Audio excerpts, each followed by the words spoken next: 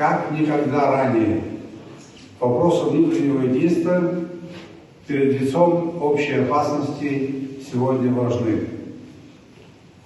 Вы очень хорошо осведомлены о том, что грузинская оппозиция предпринимает попытки свергнуть действующую власть и открыть второй фронт.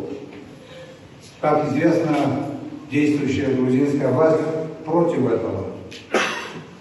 Международная военно-политическая обстановка крайне сложная. Россия, как говорилось ранее, здесь вынуждена проводить специальную военную операцию. Против нашего союзника, прошу вдуматься в это, выступает более 50 государств, в том числе почти вся Европа и Соединенные Штаты.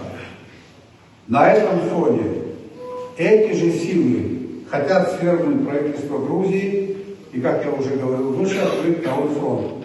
В этих целях готовятся крупномасштабные политические акции в Грузии в апреле-мае текущего года. Сегодня обстановка намного сложнее, чем в 2008 году. В этих условиях нам необходимо постоянно укреплять всемирное разностороннее взаимодействие с Российской Федерацией и ее регионами.